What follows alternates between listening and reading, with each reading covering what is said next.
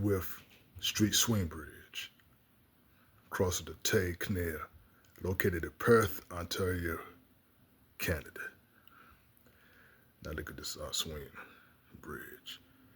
Yeah, yeah. So it swings for boats and ships, and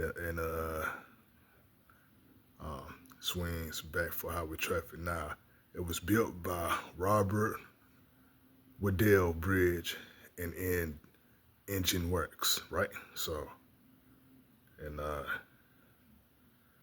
and it's another one I'm gonna show you.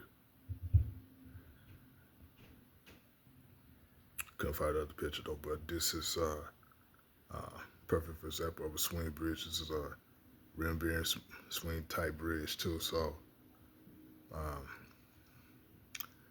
it crosses the Tay Canal in Perth, Ontario, Canada.